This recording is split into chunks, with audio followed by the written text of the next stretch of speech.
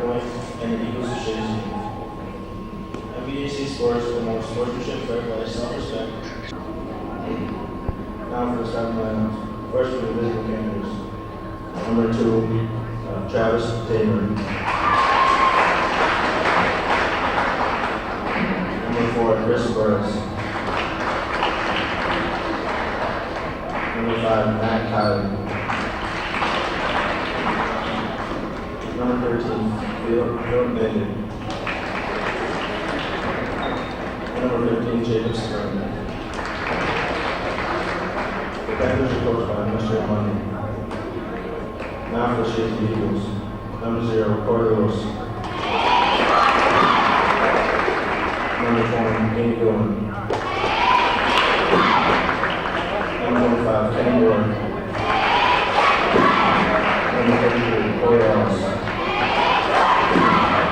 Number 15, Matt O'Shea. Chazy is coached by Mr. Gannon. Please stand for the playing our national anthem.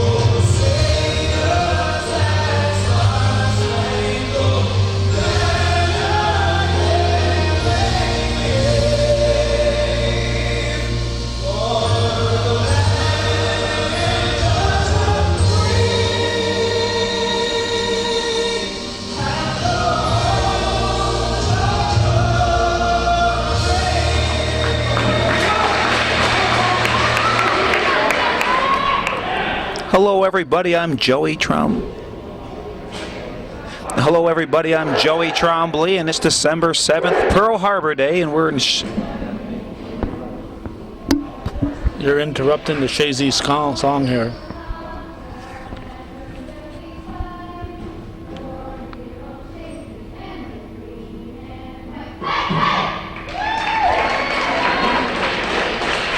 Sorry about that, Calvin. It's our first game of the year, and I forgot about that. But everybody, welcome to tonight's game. It's December 7th, as I was saying. It's Pearl Harbor Day. We're in Chazy. It's the opening night of the MVAC season between the Chazy Eagles and the Crown Point Panthers. The Panthers. I'm calling this game. I'm Joey Trombley with Calvin Castine. We'll be calling tonight's game.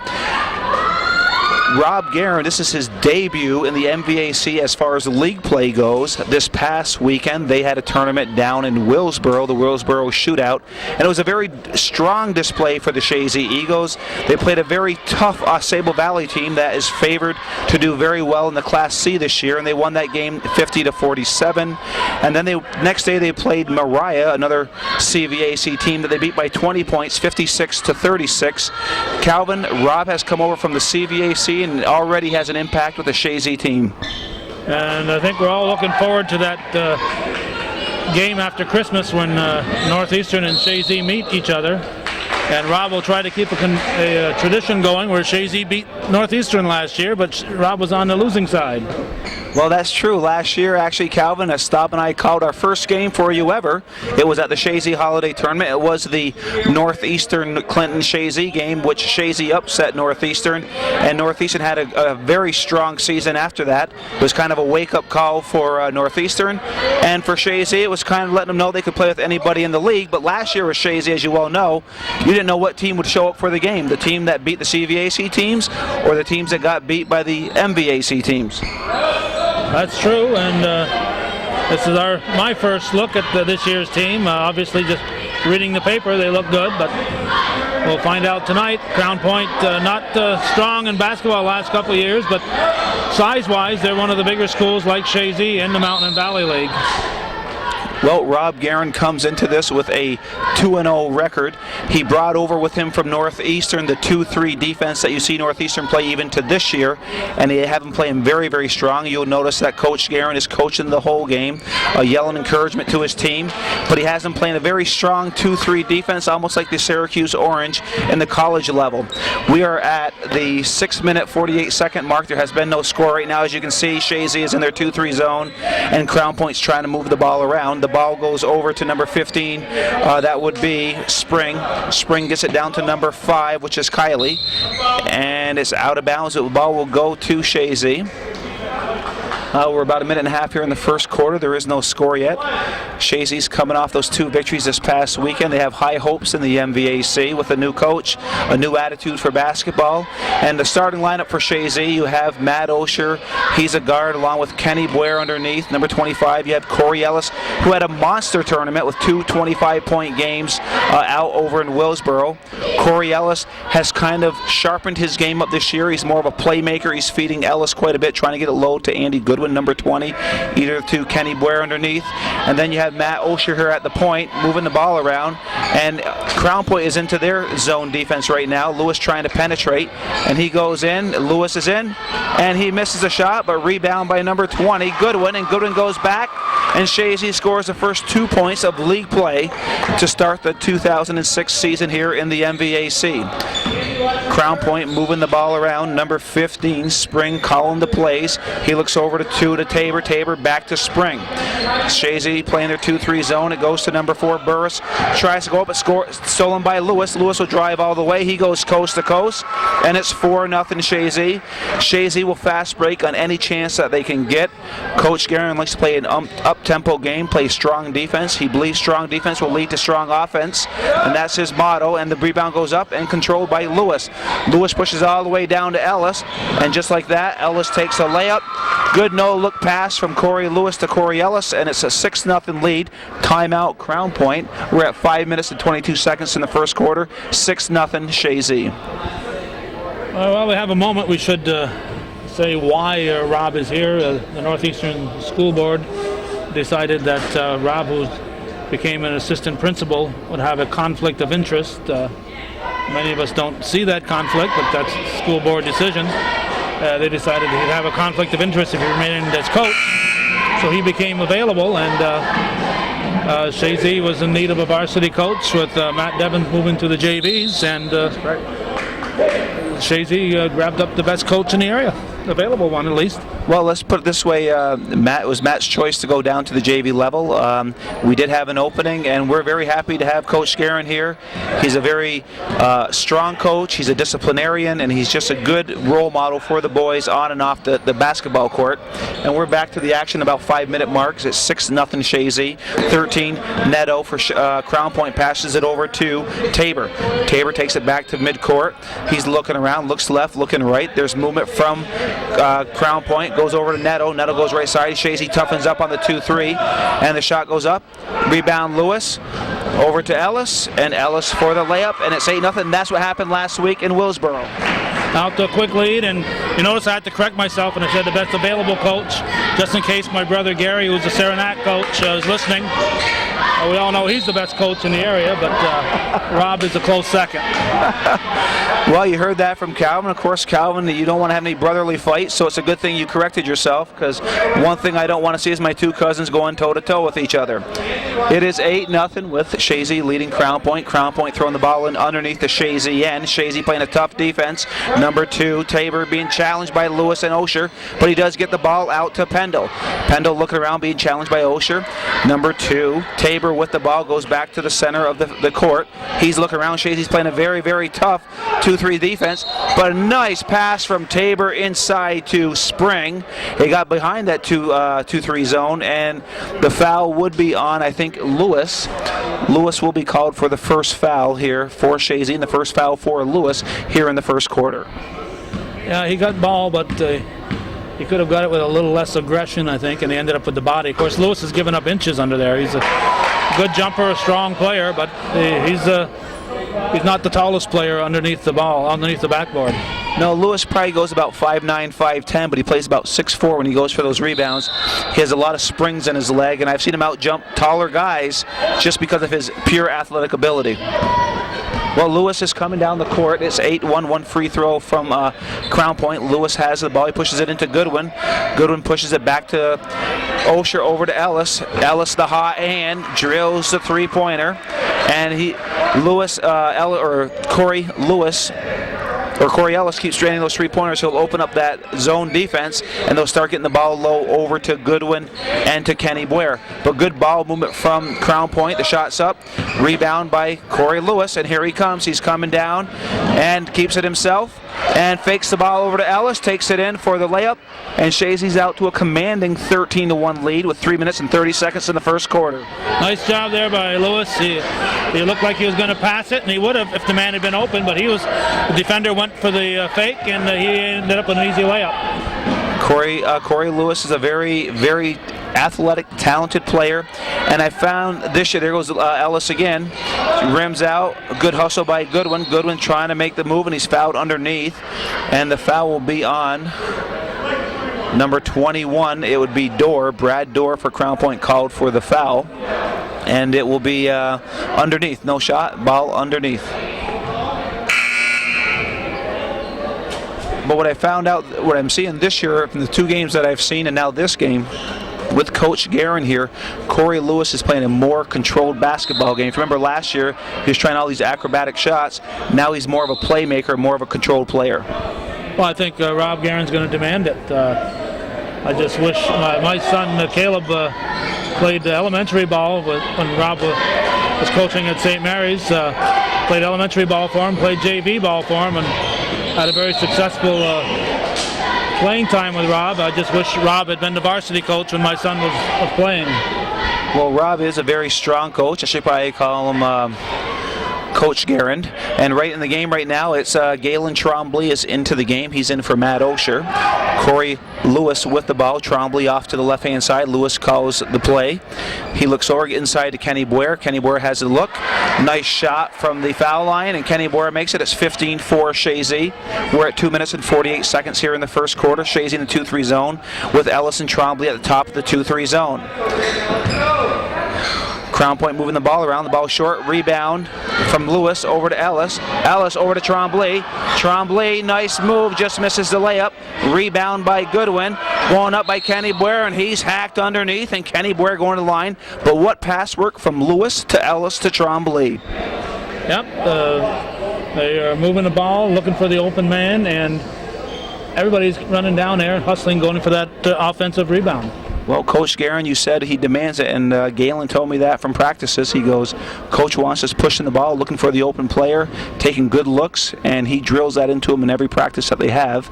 And right now, Kenny Blair misses the first end of 2 shots. Yeah, the guys who were getting the rebound weren't the ones that were down there at the front of that fast break. Blair at the foul line was trailing this, but he hustled. He didn't assume, even though Trombley was shooting, he didn't assume it was going to be a basket.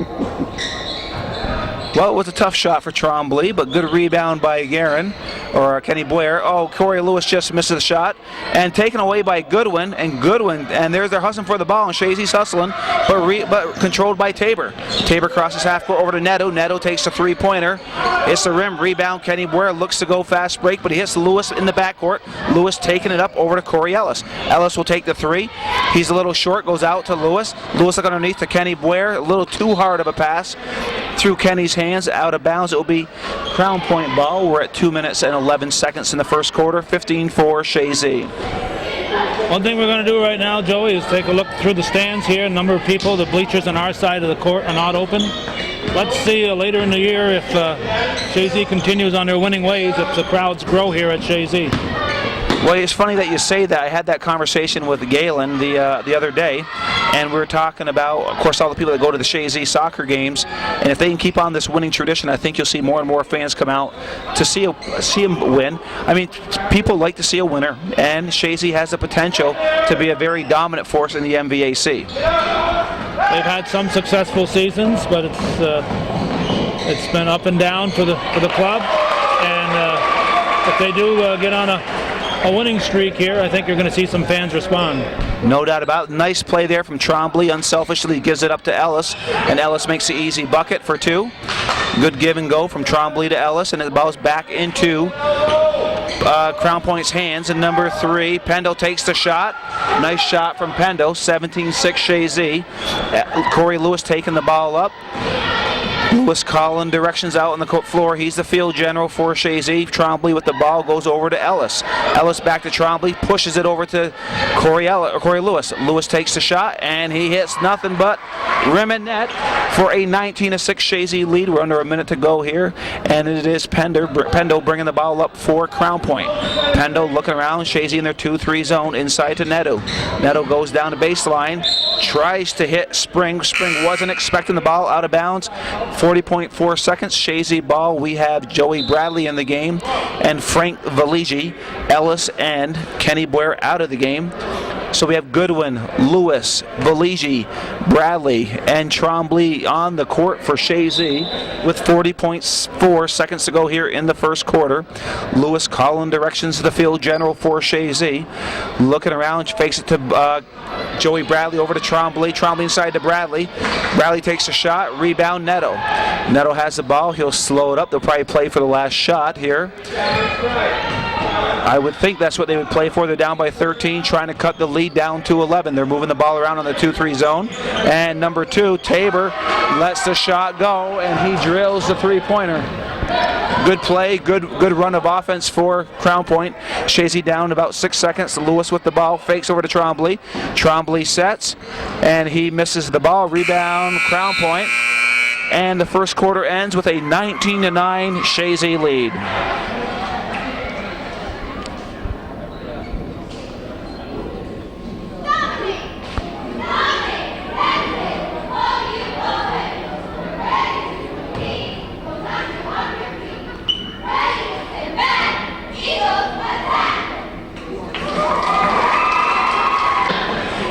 All right, we're back to start the second quarter here. Chazy's up 19-9.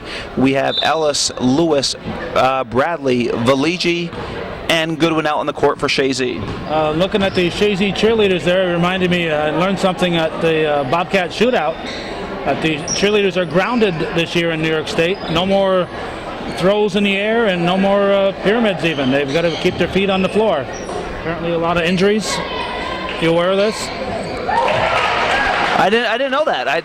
That's a new law this year? Yeah, a new state rule, not a law, but that's something that the state public schools have passed, that to keep their feet on the floor. Well, if I had a parent whose daughter was getting thrown like that, I think I'd be kind of happy too. I don't know if I'd feel comfortable having my daughter flung in the air like that. But you got to admit, when they do pull it off, it was very nice. I mean, it was nice to see, very acrobatic, and I didn't realize that because it is enjoyable to watch. Yes, it is. But you can imagine at the practices that there's some injuries that happen because when they're learning how to do this. When they're executing it on the floor, that's one thing.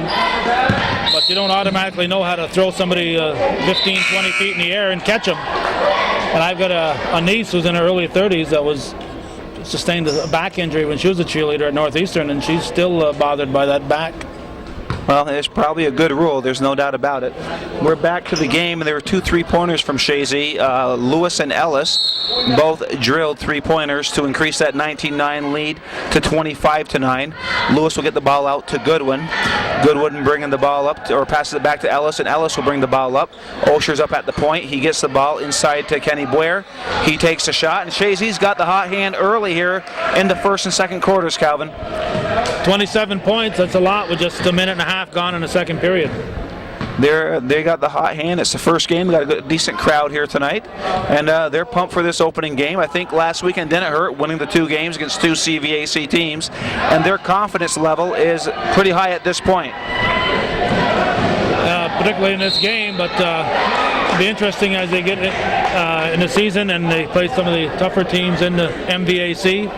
And by our having already played Moriah, I got Moira on my brain here. Moriah is often the unknown entity when they get into the Class D playoffs because they play in the CVAC. Chazy's already shown they can beat that team, so that they'll know pretty well when they go into the Class D playoffs exactly where they stand. Well, it's a very good point. Coach Guerin was telling his players that before the game. He was anxious to play Sable Valley, but he really wanted to see how he'd match up with Moriah, knowing full well that Moriah would be there in the Class D playoffs come February, March, and he wanted to know how he matched up, and they won by 20 points. Could have been worse. Now, you're right about the MVAC, because Willsboro's not going to be a pushover, E-Town's not going to be a pushover, or either is Westport. So you're looking at, they play each other twice, you're looking at least 6 battles in the MVAC this year with those teams playing each other twice. And it's going to be a learning experience. Rob Guerin is learning his players coming in here new, but he's also learning the whole league. He's never seen these guys play, his own team or the opponents, and it's tough when you go in there and you haven't got any clue as to who you're facing. Yep, and that is no doubt about it. But the players have responded very well to him, and as you can see that in this game. Now, granted, Crown Point is not the powerhouse of the MVAC. I mean, just the other day they won their first game in 21 games. They beat Long Lake, and Long Lake's a smaller school, but good for Crown Point to finally win a game and end that losing streak. But the true test will be the Willsboros, the E-Towns, and Ellis, the hot hand. He had that last week in the Willsboro shootout, and he continues it tonight. And Reynolds is in the game right now. But it's those teams, Westport, E-Town, and Willsboro, that will be a true test on how well they'll do this year in the MVAC. Right now, Ellis grabs the rebound. He's looking up, trying to find Ellis. A little slow getting rid of the ball. He goes coast to coast, and Lewis makes the ball. Jonah Curtin being ready to check in. Joey Bradley ready to check in. We're at the 5-minute mark. It's 32-9 Chazy. Number 2, Tabor takes a shot. Rebound, Kyle Reynolds over to Corey Lewis. Lewis looking to drive. Nice move. Knocked away. Good defensive play by number 3, Pendle. Controlled by number 5, Kylie. Kylie with the ball. He'll look right. He goes down over to, I don't know whose number that was, but rebound. Blair over to Lewis. Lewis out to Osher. Chazy is moving the ball very well. Ball goes back to Ellis, or Ellis in the corner. Ellis has a hot hand. What's that, 4 or 5 threes already here in the first half? Looks like he's trying to hit his average. The way he's going, he may hit his average in the first half here tonight, Calvin. He's got the hot hand, and the ball is knocked out of bounds by Corey Ellis. And it will be Crown Point ball. Trombley and Jonah Curtin in. Lewis and Ellis is out. Trombley goes to the top of the key of the 2-3 zone with Matt Osher, and Jonah Curtin's down low on the right-hand side. Good ball movement from Crown Point. Rebound by Kenny Blair. He just hauls the ball away from Kylie, pushes it up to Trombley. Trombley looking around. He pushes over to Osher. Osher will take the shot. Osher misses. Rebound by number 15, Spring. Spring has the ball. He pushes it back to Pendle. Pendle will call the play back to, stolen by Trombley. Trombley steals the ball. Good hustle by Trombley. Passes it over to Osher, and it's knocked away from Osher, but Trombley, good steal, hustles the court down to a Russian Matt Osher, and it's knocked out of bounds. Chazy ball underneath. You sure he's a Russian? Oh, there's a jump ball. Yeah, Matt Osher was rushing down. Russian, huh? I better throw my E in there. Rushing. Put a G in there. Rushing. Yeah, Russian. I do get picked on that. I kind of drop the last letter a few times when I start speaking fast. That does happen. Something I got to work on, Calvin. But I'll be mid-season ready by mid-season. Just don't count the mistakes I make, Joey, then we'll be all set. Hey, as long as you have fun calling the games, right, Calvin? have a little fun with it. Right now it's 35-9 Chazy. It's 3 minutes and 35 seconds here in the second quarter, and we're having Pendle take the ball out for Crown Point. He looks into number 31 Marshall, but it goes out to number 15 Spring. Chazy is in that 2-3 zone. They play a very aggressive 2-3 zone. Crown Point trying to move it around, and the good defense, and Marshall couldn't hang on to it and loses the ball out of bounds. It'll be Kenny Boyer taking the ball out to Trombley. It looks like Trombley is the playmaker right now when Lewis is out of the game. Trombley will take the ball up. Coach Guerin yells instructions. Trombley goes over to Curtin. Curtin looks, he gets it inside to Kyle Reynolds. Reynolds out to Curtin. Curtin fakes a shot over to Osher. Osher moving around, gets Kenny Boyer. Kenny Boyer will take the shot. Oh, rims in and out, and the rebound is by number 12 Taylor. Taylor has the ball. He's taking it up himself. He's not passing it off. He crosses the half-court mark and pushes it over to Tabor. Tabor takes the shot, and it's a three-pointer for Crown Point, 35-12. Osher has the ball, pushes up to Curtin. Curtin looking to make a move, flips it over to Kenny Boyer. Kenny Boyer making the move over to Kyle Reynolds. Reynolds takes a shot. Rebound. Kenny Boyer trying to get the rebound. Good hustle by number 15 Spring. It's off Spring, and the ball will go to Chazy. Good hustle from Spring. They're down by 23 points, and he's not giving up. Nice sign to see here early in the second quarter. Ball's out to Trombley. Trombley makes the fake, driving baseline, taking it in, trying to hit Reynolds, and it's off a Crown Point player. Trombley taking the throw in. He's guarded by Tabor. Trombley looking around, pushes it in over to Kyle Reynolds. Nice play. Reynolds gets the feed from Trombley, and Reynolds makes the basket. It's 37-12 Chazy. Number 15 Spring taking the ball up. He's looking. He's going to drive. He wants to take it to that 2-3 zone. Misses the ball. Osher whisks the ball. He looks up, passes it up to Trombley. Trombley tried to throw it off of number 2 Tabor, and they said no, it was off Trombley. And Evan Green is in the game for the first time. He's been out. He's been sick here the last couple weeks, and it looks like he's recovered. And Evan Green is in the game, and Jonah Curtin is out of the game. No, Jonah Curtin's out. He went to the top with Trombley. And rebound. Evan Green with the rebound. Pushes it to Curtin. Curtin over to Reynolds. They're moving the ball very well over to Trombley. Trombley will take the three, and Trombley buries a three-pointer. It is now 40-12 for Chazy. Nice ball movement from Chazy. They keep the ball moving, not too much dribbling. When a team is dribbling, that means that the offense isn't working, unless the coach isn't a good coach. But with a good coach, you don't want to see a team dribble. You want to see that ball move. Well, they move that ball up 4 or 5 passes, open look, and bang, there's a basket. It's pretty basketball right now that Chazy's playing now, Calvin. Yep, one touch, then if you can't do something with it, give it to somebody else. Well, Pendle makes the first shot of his 2-shot free throws. It's 40-13. And number 15, Spring, is out, and number 4, Burris, is in for Crown Point. Rebounding positions are Joey Bradley and Evan Green. Trombley back for any fast break. And the second shot is good. So it's 40-14 Chazy. Evan Green with the ball. Green coming down. He's looking, dishes over to Reynolds. Reynolds, a big guy, he pushes it. No, he's taking it up. Reynolds and Joey Bradley's there, had position, makes the bucket. It's 42-14, Calvin. I shouldn't say this, but usually I'm calling these games when the score is reversed. Well, maybe not by that much, but this is a good, nice start for the MVAC season for the Eagles. Nice pass from Green over to Trombley. Trombley finishes the ball. He makes it. It's 44-14, and that was all started by Evan Green looking ahead for the open person. He found Trombley for the easy 2. We've seen a lot of fast breaks points tonight in the first half. Yeah, and Chazy isn't forcing the issue. If they have the fast break, they take it. If they don't, then they hold it up and try to work their offense. They get down the floor in a hurry, but they don't force it if they don't have the shot.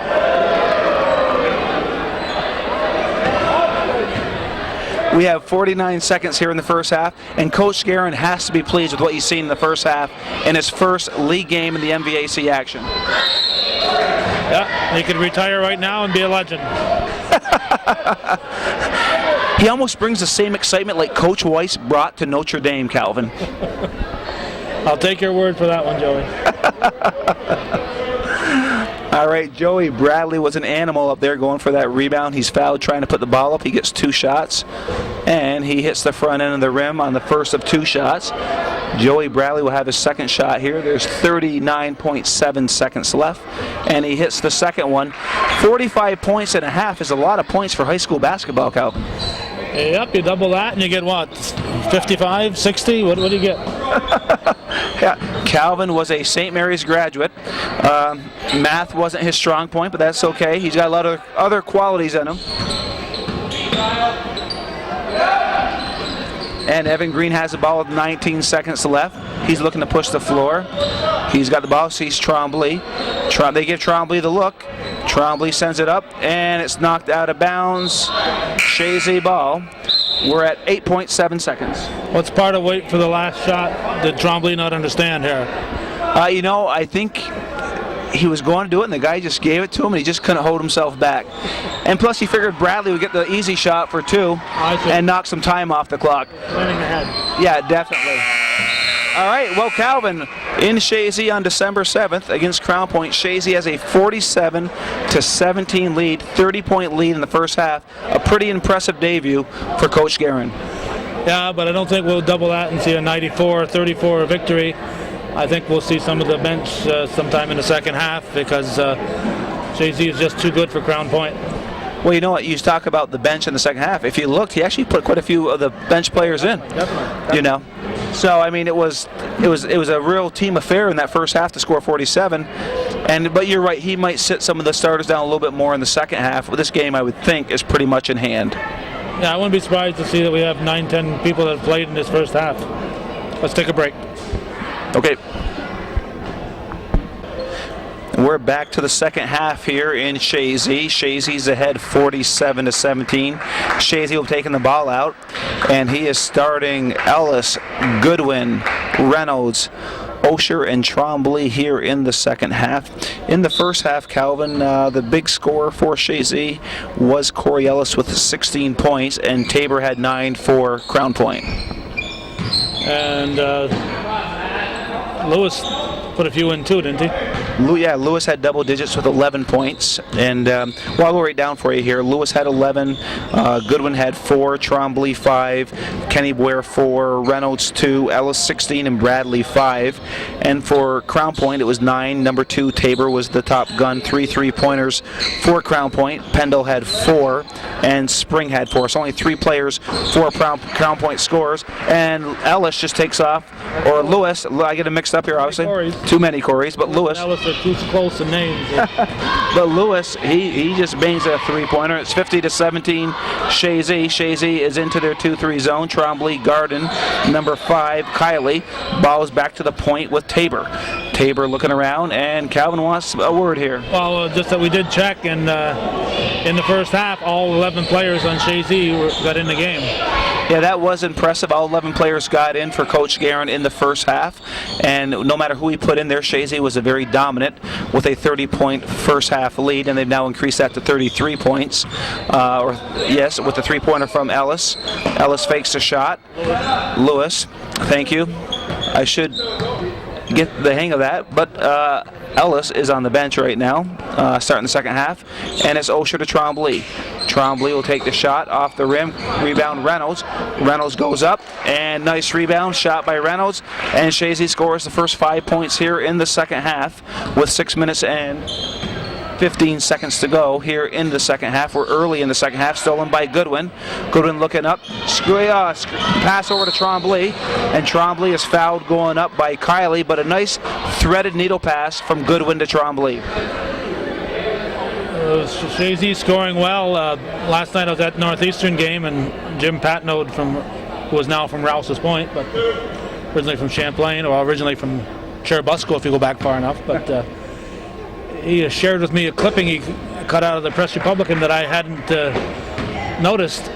A college game in West Virginia, the winning team scored over 200 points. Yeah, I saw that. I mean, what coach would let somebody score 200 points? I just don't understand that. I know 100 is an incredible amount, but 200 is just obscene. It makes no sense to me. And the opposing team actually had 70-something points. 78. Yeah. 78. Trombley grabs that rebound over to Cause travel on Lewis. Travel on Lewis. He just runs back, hands him the ball. Chazy with a 53-17 lead. And I would guess in that game that the shot clock never went off. Think about that. 200 points. You got to be scoring like every 10 seconds. I don't get it. It must have been pressing, and stealing the ball and going for layups. I don't know why a coach would do that. Yeah, I mean, we can sit here and laugh about it, but I mean, I'd be embarrassed as a coach to say I allowed my team to score 100 points, much less 200 points in a game. Yeah, there are some teams you may want to score 100 against just to rub it into them, but 200 is just unconscionable. It is, but you know what that tells me? They can't play defense. They gave up 78 points. What kind of defensive team is that? Well, they're going for the press. If the other team broke the press, they were able to score. Osher just drills, I guess they only called it a two-pointer. 55-17 for Chazy. And the big guy, Neto, taking it up for Crown Point, loses it to Osher. Osher sends it up to Trombley. Trombley gets it, and he lays it up for two more.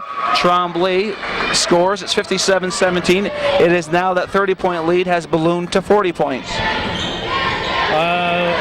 Trombley went up from the left side with his right hand. That's the way I would have done it. Kids are taught to go from the left side, use your left hand, right side, use your right hand. I always try to tell my kids, use whatever hand you feel comfortable shooting with. It's nice to practice that way, but I've seen a lot of kids trying to go opposite hand and miss the shot. Yeah, that is for sure. And I don't know if you noticed, Calvin, but Coach has him going into a man-to-man defense right now. He got away from his 2-3 defense, and he has him playing man-to-man. What's the strategy behind that? Well, you've got to be able to play both types of defense, zone and man-to-man. And, of course, sometimes you may need a defense other than a 2-3. So you got to work on a few different things. And to get into a game where the other team is shooting from the outside and your 2-3 isn't working, well, you got to be able to move to a man-to-man to stop the team from hitting from the outside. That's a very good point. Oh, Ellis goes down hard. Or Lewis, I know I keep making the mistake. Lewis goes down hard. But you're right. If you're playing a strong 2-3 zone and they're lighting it up from three-point land, you got to then go to man-to-man to try to stop that. That's right. And sometimes the coaches don't catch on there. They go with what they've been practicing. So you got to practice more than one thing. It's for quite a stretch a few years back. No varsity coach would be seen with a zone at all. I never believed in that, but that was the theory at the time, that everybody had to play man-to-man. Well, I think a zone is very effective. It's not as effective as it used to be since the installation of the three-point shot, but it's still a very effective weapon. Absolutely it is. But you know, that says a lot about Coach Guerin. He has a game in hand, so he's trying to experiment and coach at the same time, work on things in a game situation. That's right. That's what you got to do. Obviously, he's not going to worry about who's going to win this one or lose this one. So you got to work on things that will help you in other games. And blowing this team out isn't going to help you in the next game. No, that's for sure, but a strong rebound by Bradley. He shoots it up and Neto gets the rebound. He rushes the court. There's Ellis out there. I can get it right now. Ellis is on the court, so I can't make a mistake. Ellis has the ball. Ellis comes up, and Corey Lewis crosses half court, and Ellis over to Lewis. Lewis calling the play, trying to get it over to Ellis. He does. Ellis goes right back to Lewis. Curtins is far right, and it goes to Ellis. Ellis back to Lewis. Lewis looking around, working the shot clock down, which is down to 14. And they're playing a little keep away here, kind of a weak pass from Ellis. And number two, good defensive play. Tabor went up, intimidated by Lewis, and the ball goes out of bounds to Crown Point, and Lewis is out of the game, and Valigi is in for Lewis. Apparently, referee Spillman saying that he didn't slap the backboard. He may have hit the backboard. They didn't slap it. If you slap the backboard, it's a technical foul. All right, ball will go to Chazy. The shot went off the side of the basket. That's considered out of bounds. So Ellis will throw it into Valigi. They discuss a few things here, and off they come down with Valigi with the ball. Pushes over to Curtin. Curtin lets a shot up, and Curtin hits a three-pointer. Chazy, it seems like all the players are nailing three-pointers, Calvin. Better save those for the close games. I'm looking at the scoreboard. It's 60-17 with 2 minutes and 27 seconds. You could say coach should pull the players out, but he's been playing all 11 players. That's right. Everybody's getting their time out there. And Crown Point hasn't scored here in the second half. It was 47-17 at the half. Smart play from Kenny Boyer. Last year I think they would have pushed that ball and lost it. He held on, got it back to Ellis, and now they're going to work a play. And they're getting a little sloppy on their passes, and I know Coach Guerin doesn't care for that. He wants that ball to be snapped back and forth. And Valigi gets it over to Curtin. Curtin back to Valigi. He pushes over to Ellis. Ellis taking the shot. He finally misses one. And Kenny Boyer, a nice play out over to Jonah Curtin, feeds it into Joey Bradley. Bradley tried to goes up, but it's knocked away by Spring. Spring then gives it up to Pendle, and let Pendle bring it up the floor. Chazy has played man-to-man this whole third quarter, Calvin, and the first half it was all 2-3 zone. 2-3 is a effective zone, but you got to be careful if the other team gets hot from the outside. Well, you know, of course, we know who made the 2-3 zone famous, right, in the recent years? The Syracuse Orange. Matter of fact, I think they have a national title playing the 2-3 zone. That's the team that lost to UVM. That would be the same team that lost to UVM a couple years later. That would be correct. But they had TJ Sorrentine, who shot the lights out that game and not penetrated the zone, but just exposed it for what it was. And when you got a pure shooter like Sorrentine, and of course you had Coppenrath underneath, and when they came out, they fed it to Coppenrath, and then you had UVM with the big upset against the Big Orange of Syracuse. Ellis coming down the court. It is 60-19 with Chazy ahead. Ball goes over to Curtin. Curtin passes it over to Ellis. Ellis back to Curtin. Curtin inside to Bradley. Bradley inside to Kenny Boyer. Over to Frank Valigi. Nice ball movement, Calvin. Yep, everybody touching it and keeping their eyes open, looking for the man that's open. That reminds me of back when the NBA was fun to watch. It was vintage Boston Celtic basketball where they actually passed the ball more than once instead of just letting a player clear out and let a player take it to the basket. That's how the old Celtics of the old days used to play, Calvin. Pass the ball, move it around. Well, I never liked the Celtics, but they did play good unselfish ball. There's no doubt. So obviously you're not a Red Auerbach fan, but that's okay. There are many people who are. Curtin, hot hand. Calvin, is the MVAC 3 line any closer than the CVAC 3 line? No, they're both 19 feet 9 inches from the center of the basket. I mean, these guys are making they're making it seem like routine making these three-pointers, and it's not a routine shot. Well, the kids practice it now. Obviously, when you were a player, a 20-foot shot like that would have been a long shot. But now it's still a long shot, but it counts for 50% more, so it's taken far more frequently. So they practice it far more frequently. Absolutely. Back in the days when I played in the 70s, you never took those long shots before. You were trying to work the ball in. You shot around the paint, maybe off to the corner, but you were never that far out. And now it's just routine. Well, you take them once in a while, and some players were better at it than others, but they weren't as much a part of the game because they were only worth 2 as was a layup.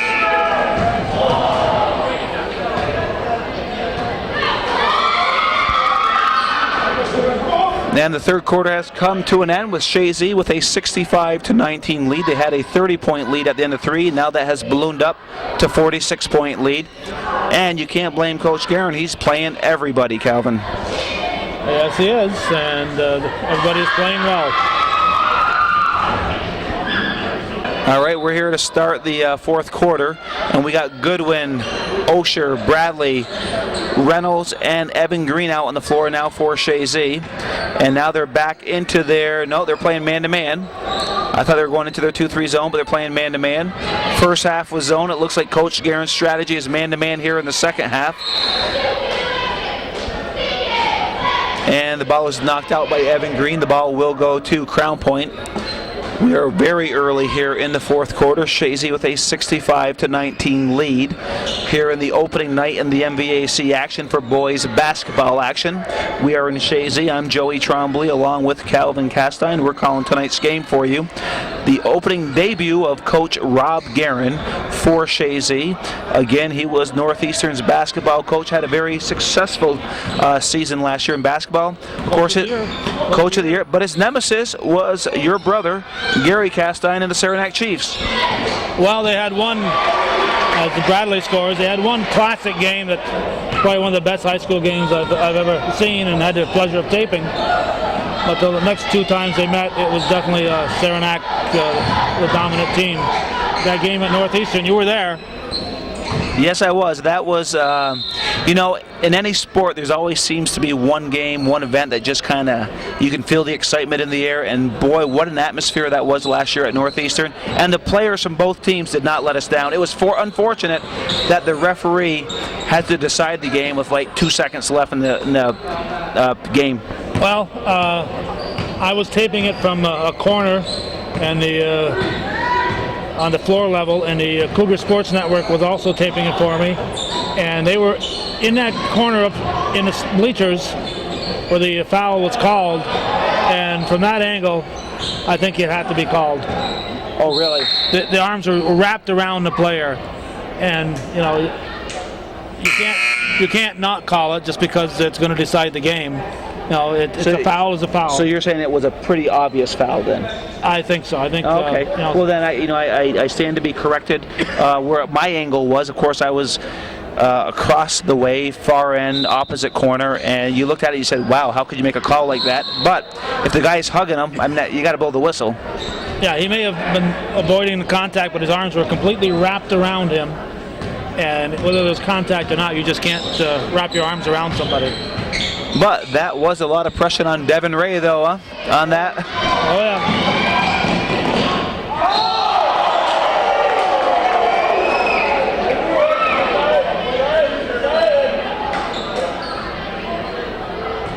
Well, Goodwin went up strong to block the shot. Must have got him with the body.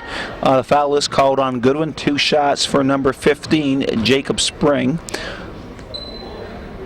And he misses the first end of 2 shots. Chazy has increased their lead to 48 points. The first half they played nothing but a 2-3 zone, and they've been man-to-man here in the second half. But they're just playing very, very solid basketball right now, and Goodwin grabs the rebound, and he runs the floor. Osher's wide open here on the left side. He takes a 3-pointer, and rebound by Neto.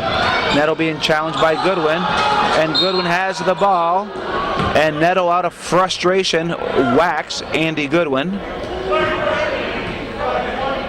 And Neto fouls Goodwin. And how often do you see a frustration foul like that, Calvin? Well, particularly frustrating when you're down by 50 points, and you know, you've only scored 2 points. Your team's only scored 2 points in this half, and the other team is still hustling against you. It's frustrating for you.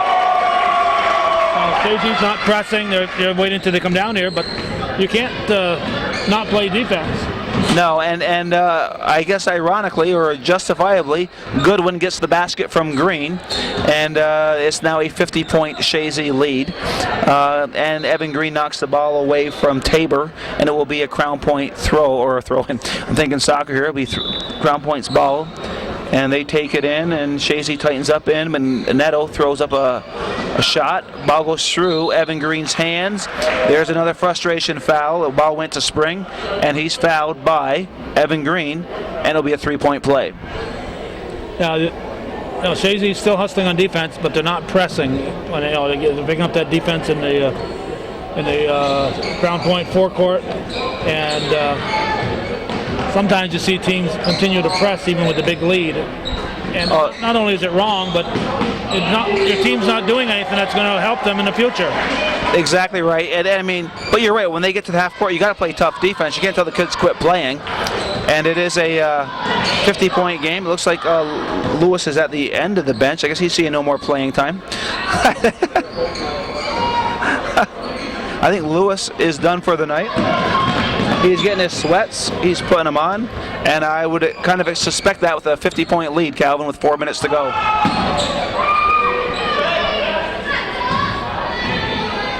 4 minutes and 40 seconds here in the fourth quarter. Neto with the ball. He pushes it out over to Spring. Spring made a heck of a dive. I mean, down 50 points. I'm not sure if I'd sacrifice my body like that down by 50, but he's young. He'll recover. He went in there chest first into that bottom of the bleachers. That had to hurt. I don't know if it hurt him, but it hurt me here watching. I'll tell you that, Calvin. McGreen with the ball right now. He looks in over to Bradley, and Bradley goes up. Good rebound by Goodwin. Goodwin makes a good head fake. Easy layup. He boxed the player out. That's what you have to do, and it's 2 more points for Goodwin. In my day, the only time a guy would dive into the stands is there's cheerleaders there to buffer the landing. Are we talking from experience, Calvin? No, I've never played having cheerleaders. I never played high school ball. I never had cheerleaders. Except when we played against the Rouse's Point Rangers, and we had the Rangerettes there that were cheering against us. Well, let me see who's in the game now. We got Valigi in the game. Jonah Curtin, Tremblay's in the game. Galen Tremblay, Kyle Reynolds, and Kenny Blair. So we got 4 minutes and 6 seconds left, and it will be Crown Point ball underneath Tremblay on the person throwing the ball in, and it gets in over to Pendle. Pendle back to Spring. Spring lets a long three-pointer go, and he cuts the lead to 49. It's Chazy with the ball. Tremblay gets it over to Curtin. Curtin inside to Kenny Blair. Pushes it over to Reynolds. Reynolds is fouled, but unselfishly, Kenny Blair pushes it to Reynolds, and Reynolds is fouled for 2. I liked what I saw from Kenny Blair last year. I thought he really improved a lot last year, and I think he's going to be an important cog in this Chazy squad this year.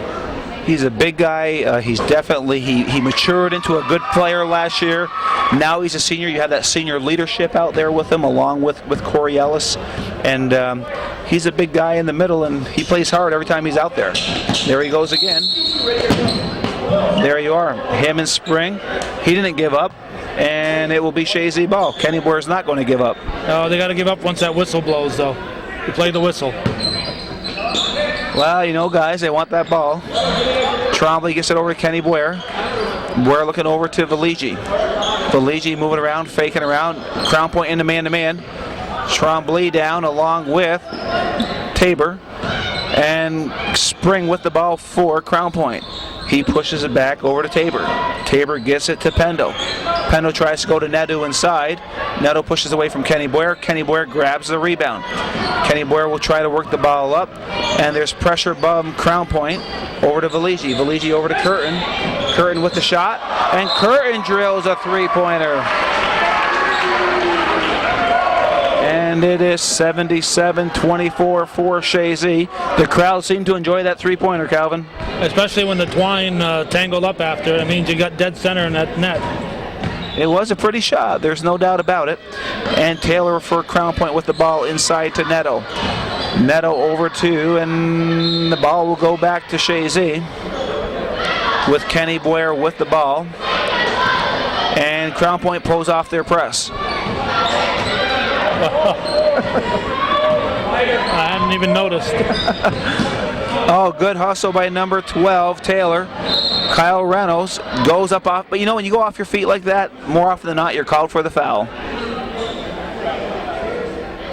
Yeah, he left his feet, and instead of just following the guy in, he's going for the block. But hopefully he'll learn on something like that and remember it in a closer game. Well, Taylor makes the first end of 2 shots, 77-25. Now, I don't know what more that Coach Guerin can do. He's put all the players in. He's not pressing. If the guys are just playing that well, they're playing that well. Well, the only thing I would do is have them hold up and wait. Get down under 10 seconds in the shot clock. Get used to having that shot clock ticking off and needing to take a shot. That's what I would practice at this point. That's a good point. A very good point. It is 77-26 Chazy with 2:26 to go here into the fourth quarter. Neto with the ball over to Kiley. Kiley gets it over to Tabor. Tabor looking around, trying to get inside of Neto, stolen by Blair. Blair slows it up. Kenny Blair pushes it over to to Jonah Curtin. Almost hit the cameraman, Calvin Castine, but Calvin elusively dodges the ball. I'm just glad it didn't hit my tripod. The camera. Long throw over to Kylie. Kylie gets it into Kenny Blair. Rejects the ball. The ball's sent up, and it's shielded by number 12, Taylor. That looked like a volleyball block, 2 hands. It did, didn't it? It wasn't your most unique block, but it worked very well. Block for Kenny Blair, but the ball is controlled by Netto of Crown Point. He gets it over to Taylor. Taylor pushes it over to number 15, Spring. And Netto will take the 3-pointer. Rebound. Kenny Blair. Kenny Blair has the ball. He pushes up to Trombley. Trombley with the ball being challenged. He takes it across the half-court line. He's looking to make a move. Being guarded, one gets over Kenny Blair. Kenny Blair to Trombley. Trombley takes a 3. And Trombley buries a 3-pointer. And it should bring it up to 80. Trombley brings the score up to 80, 80-26. Chazy is into their man-to-man zone. I've just seen, it seems like an abnormal amount of 3-pointers made tonight, Calvin. Yeah, Chazy's had the open shots, and a lot of them have dropped in. It's the same thing that has to happen when they're closely guarded, and both teams have been hitting from the outside, though. Yeah, well, there's a lot of Crown Point points have come from the outside. Oh, yeah, there's no doubt about it. I mean, that was number 12 there. That was Taylor, who made a nice shot. The foul before the shot.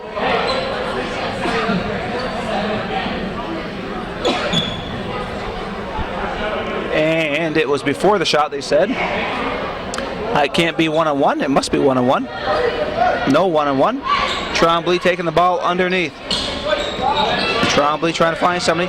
Finds Kyle Reynolds, and he's fouled from behind. He'll go to the line for 2. 45 seconds left in the game, Calvin. I say this game's in hand. Yeah, no smoking, so Rob can't light that red Arbach victory cigar.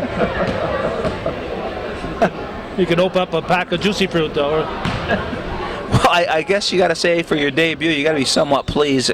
You're able to play all 11 kids. They all saw a lot of playing time, and they're all basically playing pretty well.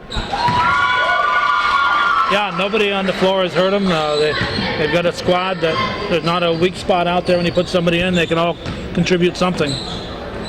Well, it's fun to see this in the Chazy. I mean, Chazy has a very storied soccer program that's been well documented, and it's nice to see him have some success on the basketball court. They've had success, as I said, in recent years, but I think you have to go back to when Dale Jeanette and Riley and Rice and Randy Barcombe and those guys were playing. Going back in the 70s. To when they were really a dominant team. But they've had some good teams since then, but I think that's probably the peak when Dorn Fenner was here coaching. Well, back at that time, that was the same period of time that, of course, Gary coaches in Saranac. That was the years of the Super Chiefs, if you remember that. I'm sure you do. The Super Chiefs were just about that time, and with the Ryan brothers and Butch Butchino, they had 3 outstanding players, and a couple of the guys that got less playing time were guys named Pete Harrigan and Steve Parker, who were outstanding ball players. Yeah, exactly. They had a really, really good talent back then. 83-29 is our final score here on December 7th. Pearl Harbor Day in Chazy. Chazy wins 83-29. It was Coach Guerin's debut. It's a winning debut, a pretty impressive debut. 83-29. Coach Guerin is 3-0 in the MVAC with the 2 wins last week in the Willsboro Classic. And any final thoughts, Calvin? Nope. That's a good game. I'm sure Rob might have had some butterflies. A good way to get those butterflies out of his system against a team like this. Absolutely, and as Calvin would say, 83-29 Chazy, and that's the way it was in beautiful downtown Chazy, December 7th, 2006.